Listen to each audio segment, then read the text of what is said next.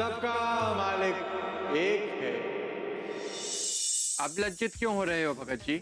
जब अवसर था तब तो आप कायरों के भांति मुंह छुपाकर दुबक गए। कुलकर्णी भाऊ कभी लौट कर नहीं आएंगे। देवा डाकू बेरहमी से उनका कत्ल कर देगा। छबुराव और उसका पुरुषार्थ सारा गांव जानता है देवा। हो सकता है कि तुम्हारी बात सही हो नाना, पर फिर भी छबुराव को एक मौका तो अवश्य मिलना चाहिए। हम देवा डाकू का मुकाबला करने चलते हैं और आज कुलकर्णी भाव को छुड़ा कर लेकर आएंगे। ठहरो छबुराव, इस लाठी से हम देवा डाकू का मुकाबला नहीं कर पाएंगे। लेकिन इन लाठियों के अलावा हमारे पास कुछ और है भी नहीं नट्टू। हम अपनी जान दे देंगे लेकिन कुलकर्णी भाव को सुरक्षित छुड़ा कर लाएंगे। नहीं नहीं, मैं तुम्हें ऐसी मूर्खता नहीं करने दूंगा। नहीं, मुझे रोक मत नट्टू। अगर उस देवा डाकू ने कुलकर्णी भाव की हत्या कर दी तो? अरे हत्या करनी होती तो गांव में ही कर देता, भाव का अपहरण ना करता। तुम्हें क्या लगता है छबुराव कि तुम्हारी शक्ल देखकर देवा डाकू कुलकर्णी भाव को रिहा कर देगा? तुम्हें देखने के बाद उसे लगेगा कि तुम गांव वालों के साथ उस पर हमला करने आए हो। वो अगर भाव को नहीं भी मारना होगा तो मार देगा और फिर हम दोनों भी नहीं बचेंगे छबुराव। तुम भाव का दिमाग हो छबुराव, क्या हो गया है तुम्हें? जोश में होश मत खो। पर अब मैं बहनी को क्या जवाब दूंगा? कोई तरकीब सोच लेंगे। लेकिन हम गांव लौट कर नहीं जाएंगे। खंडोबा कुलकर्णी भाव की रक्षा करें। कादर मन कहु एक अधारा, दैव दैव आलसी पुकारा।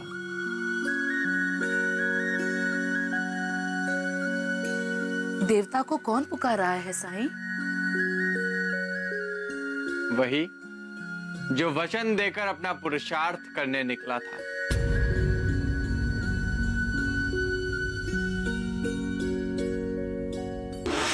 प्राण भी देने पड़े तो प्राण दे दूंगा बहनी, लेकिन कुलकर्णी भाव को वापस लेकर आऊंगा। ये आपके भाई का वचन है। बुराओ, हाँ, तुमने सही पहचाना महालसा। छबुराव का पुरुषार्थ बिखर गया है। वो अपना वचन भूलकर तुम्हारे कुलकर्णी भाव की जीवन रक्षा के लिए भगवान खंडोबा को पुकार रहा है। तो कुलकर्णी की रक्षा करो देवा। बाबा, कहीं देवा डाकू कुलकर्णी को मार न डाले।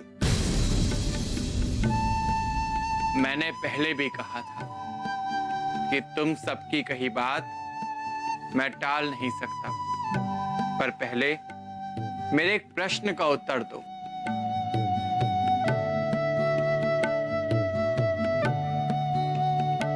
देवा का पुरुषार्थ तुम्हें कैसा लगा? बाबा, आप देवा डाकू की बात कर रहे हैं? एक डाकू का क्या पुरुषार्थ होगा देवा? वो तो अन्याय और आतंक का प्रतीक है। क्या तुम भी नाना की बात से सहमत हो माई?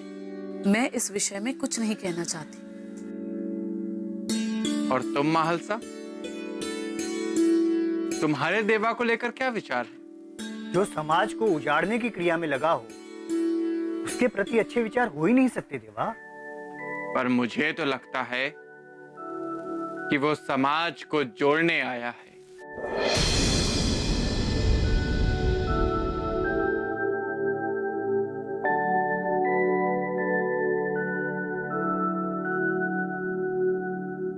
जो अन्याय और आतंक के विरुद्ध खड़ा हो, वो कभी डाकू नहीं हो सकता। वो तो रावण के आतंक के विरुद्ध खड़े श्री राम, कंस के अन्याय के सामने खड़े श्री कृष्ण और क्षत्रियों की मनमानियों के विरुद्ध खड़े महायोद्धा परशुराम के समान आदरणीय है। अन्याय तब तक ही हमें सताता है जब तक कि हम उसे सहते हैं। श्री राम, श्री कृष्ण और महायोद्धा परशुराम का चरित्र हमें यही सिखाता है कि अन्याय के सामने अपना शीश मत झुकाओ, बल्कि अपनी शक्ति और सामर्थ्य भर उसका विरोध करो। फिर समाज तुम में भी श्री राम, श्री कृष्ण और महायोद्धा परशुराम को देखेगा, जैसे कि आज मैं देवा के भीतर इन्हीं महापुरुषों की छवि देख रहा हूं।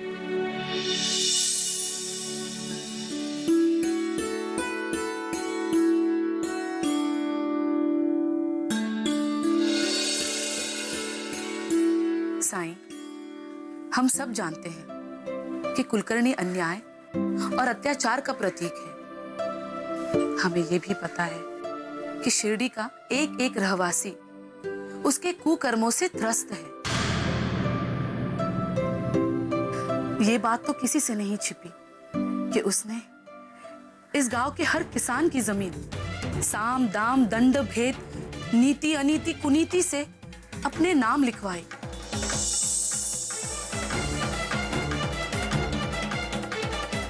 पर अगर उसे दंड मिले तो रमा का क्या होगा, आदिनाथ का क्या होगा? बाबा, कुलकर्णी से हमारा कोई लेना देना नहीं, पर रमा बहनी की चिंता हम सबको है।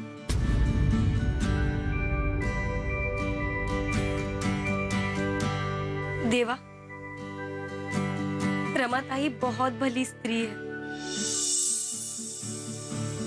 उनके मन में ऊंच नीच, भेद भाव, जात पात ऐसी कोई भावना नहीं है।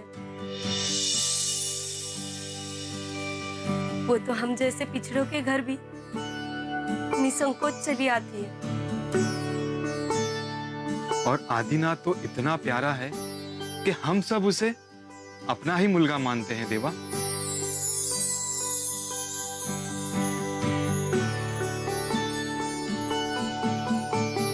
कुछ तो बोलो साईं।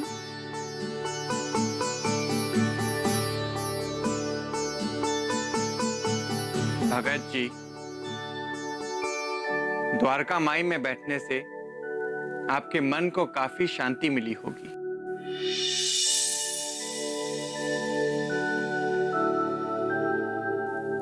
तो जरा अपने कुलकर्णी भाव की कुंडली बांचो और देखो कि क्या सचमुच उसके जीवन पर कोई देवा नाम का संकट मंडरा रहा है।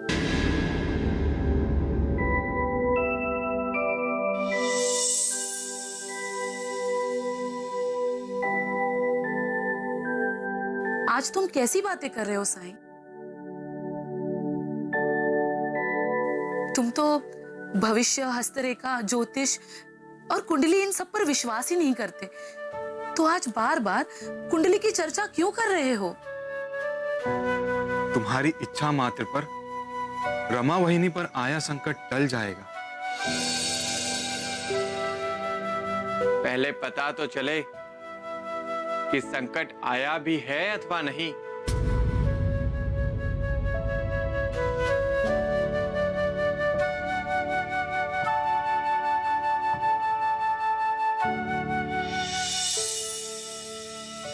देवा, अरे मेरी बात सुनो देवा, देवा, अरे मेरी बात सुनो देवा, बांधो इसे यहाँ बांध कर क्या होगा देवा? इसे हम यही मार कर डाल देते हैं। नहीं, इसे मार कर इसका गंदा मांस चिल कौवों को खिलाकर मैं उनका हाजमा खराब नहीं करना चाहता।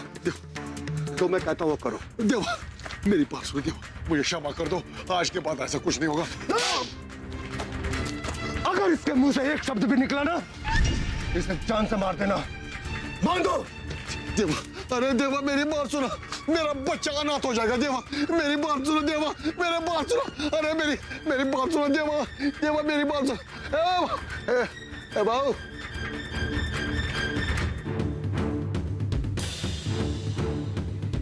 तो क्या सोचा तुमने? हमें इसका क्या करना चाहिए? उसी पर विचार कर रहा हूँ। सोच विचार की जरूरत नहीं है, इसे मार डालते। नहीं, हमें किसी भारतीय को मारने की आज्ञा नहीं है। तुम्हें आज्ञा देने वाला कौन है? मेरे ठाकुर, मेरे भगवान। भगवान? क्या तुम भगवान से बात करते हो? हाँ, मैं रोज उनसे बात करता हूँ, उनके साथ रहता हूँ, उनका जूठन खाता हूँ, उनकी सेवा करता हूँ।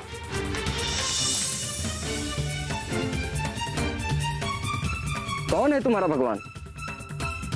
वही जो तुम्हारे। इंसानों में भेद हो सकता है आलम, परंतु भगवान में नहीं। मेरे ठाकुर कहते हैं सबका मालिक एक है। तब तो हमें भी अपने ठाकुर से मिलाओ देवीदास। उनकी इच्छा होगी तो अवश्य मिलोगे। ठीक है, उस दिन की हम प्रतीक्षा करेंगे। पर अभी कुलकर्णी का क्या करना है? निश्चित ही उसे मारना नहीं है, उसका सुधार करना है। और इसका सुधार कैसे होगा? उसका संकेत मेरे ठाकुर देंगे। मुझे कुलकर्णी से ज्यादा रमा बहनी की चिंता है। आप लोगों में से कोई उनके पास गया था? गुरुस्थान की महिमा परंपार है। देवा का संकेत मिल गया है भाईजा।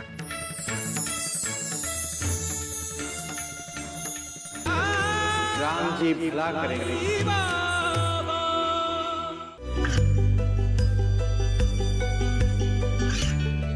गांवों और पिछड़े क्षेत्रों में सरकारी योजनाओं की जानकारी पहुंचा। देश में कौशल और क्षमता विकास कर ग्रामीणों को सामाजिक बदलाव और विकास से जोड़ने की दूरदर्शन किसान की पहल चौपाल चर्चा देखें सोमवार से शुक्रवार सुबह 9 बजे। राम जी भला करेंगे।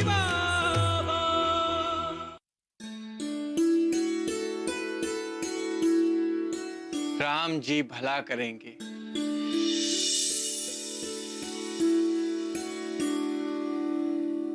बाबा, हमारी अर्जी कबूल कर लो। रामा बहनी पर रहम कर दो बाबा।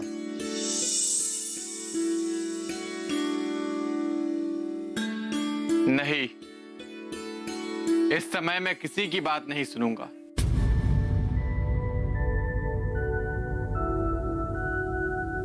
जाओ, अपने अपने वाड़े जाओ और इस वक्त मुझे अकेला छोड़ दो।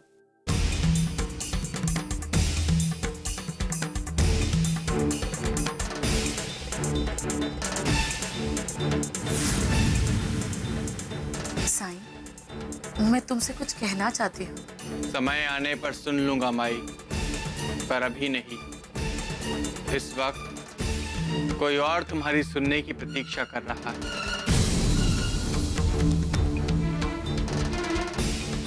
और तुम्हें यहां नहीं, उसके पास होना चाहिए।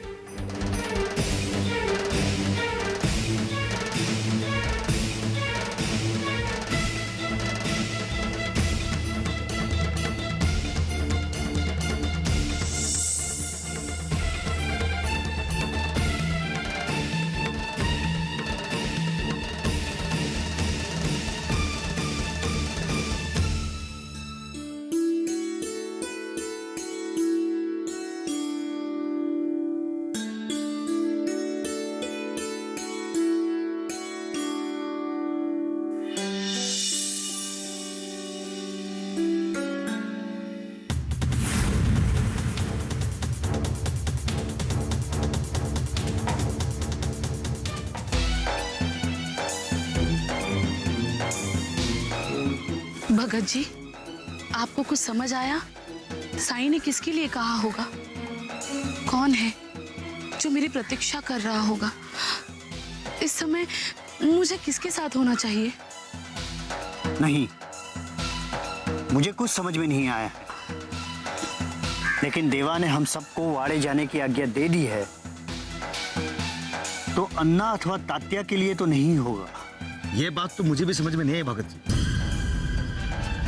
मैं तो देवा से पूछना भी चाहता था, पर साहस ही नहीं हुआ। अब मैं क्या करूं? किसके पास जाऊं? मैं कुछ कहूँ काकी? हाँ, कहो।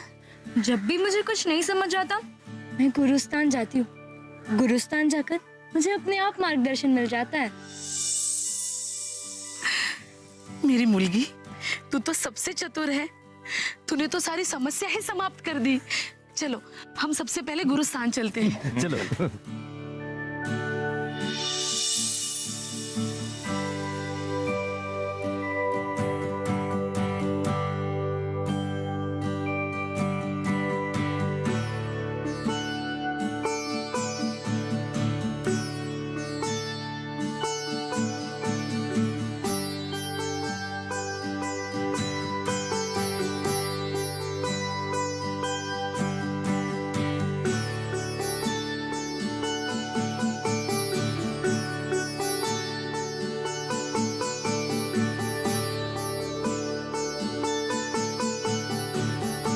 देवीदास, तुमने सुना आज गांव में क्या हुआ?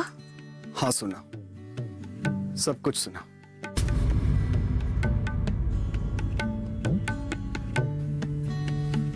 मुझे कुलकर्णी से ज्यादा रमा बहनी की चिंता है।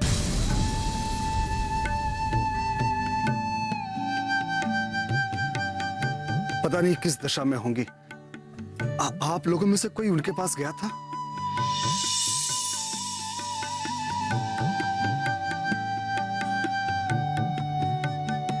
गुरुस्थान की महिमा अपरंपार है।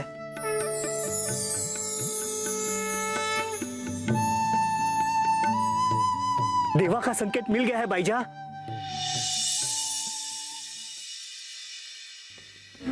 मेरा साईं दया का सागर है, करुणा का अवतार है वो। मेरा साईं किसी की आंखों में आंसू देख ही नहीं सकता। तो मेरी भक्ति में क्या कमी रह गई ताई? राम जी भला करेंगे।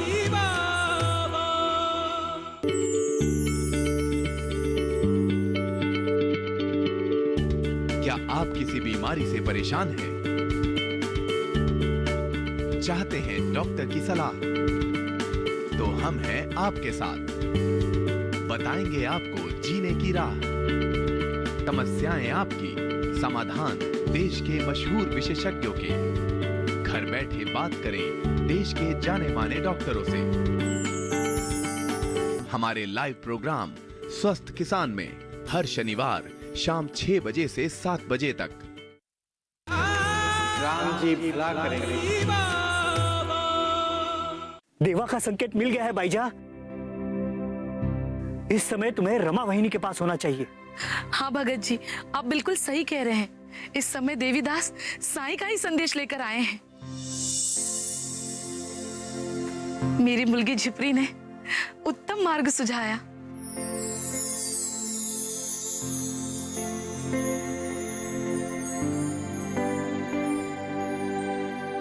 सच में गुरुस्थान आते ही मेरी समस्या का समाधान मिल गया। भगत जी, पर मैं अकेले नहीं जाऊंगी, आप भी चलिए मेरे साथ। क्यों ना हम सब साथ चलें? नहीं, हम सबका साथ जाना ठीक नहीं है। वैसे जाना तो सिर्फ बाजा भाई को ही चाहिए। भगत जी को देखकर शायद रमा अपना दुख न कह पाए। सरफुद्दीन की बात सही है भाईजा। इस समय रमा वहिनी से मिलने तुम अकेले ही जाओ। पर जाने से पहले मुझे तो कुछ बताओ। मुझे समझ में कुछ नहीं आ रहा है। ये लोग तुम्हें सारी बातें समझा देंगे। साईं आज्ञा है, मेरा जाना बहुत जरूरी है। ये तिमी। ठहरो भाईजा ताई, गांव तक मैं भी तुम्हारे साथ चलती हूँ। चल। सरफुद्दीन भाई, बात क्या है? बात यह है देवीदास जी, हम सब बाबा के पास मस्जिद में बैठे थे, कुलकर्णी के अपहरण की बातें कर रहे थे।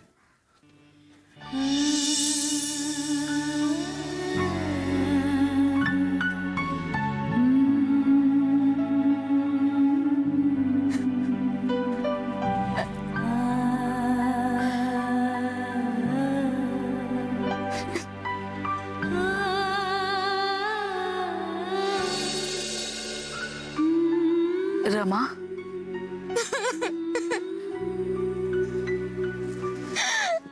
ताई अब आ रही हो।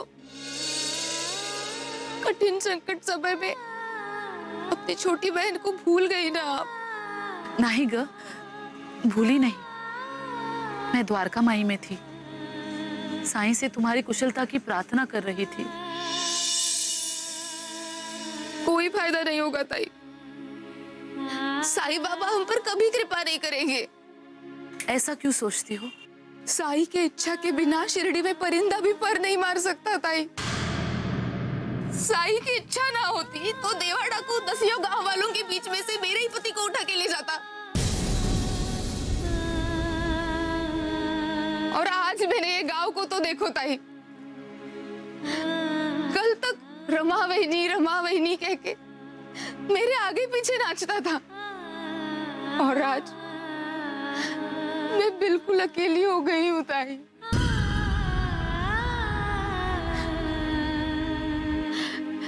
लगता है मेरा वाड़ा किसी गांव में नहीं,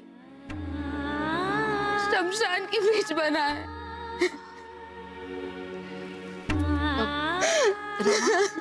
आदिनाथ कहाँ है? अपने बाबा के लिए बहुत रो रहा था ताई, बड़ी मुश्किल से सुलाया है। पर जब जग जाएगा तो फिर से रोने लगेगा। न जाने क्यों अब ऐसे लगता है कि सिर्फ रोना ही है हमारी किस्मत में। मैं जानती हूँ ताई,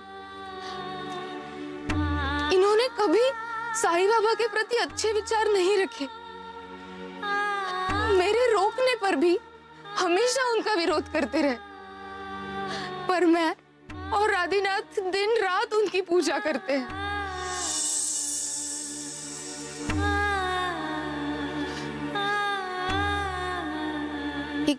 एक बात पूछो ताई, क्या साईं की भक्ति और उनकी पूजा आराधना उनके सामने जाकर ही की जा सकती है?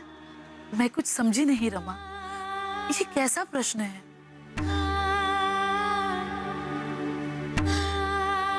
ताई, हमने कभी खंडोबा को नहीं देखा, फिर भी हम उनकी रोज पूजा करते हैं और वो हमें पूजा का फल भी देते हैं। जब से साईं बाबा शिरडी लौट कर आए, मैंने उन्हीं को खंडोबा माना है। हर रोज उनकी पूजा करती हूँ। इनके कारण मैं कभी साईं बाबा के पास नहीं जा पाती। तो क्या इन्हें खंडोबा बनकर संकट से हमारी रक्षा नहीं करनी चाहिए ताई? अगर रमा, कसं सांगू तुला, मेरा साईं दया का सागर है, ममता की मूर्ति है, करुणा का अवतार है वो। मेरा साईं किसी की आंखों में आंसू देख ही नहीं सकता। तुम नहीं जानती रमा, मेरा साईं सिर्फ अपने भक्तों का दुख ही नहीं, भीषण, भयंकर और असाध्य रोग भी अपने शरीर पर खींच लेता है। तो मेरी भक्ति में क्या कमी रह गई ताई?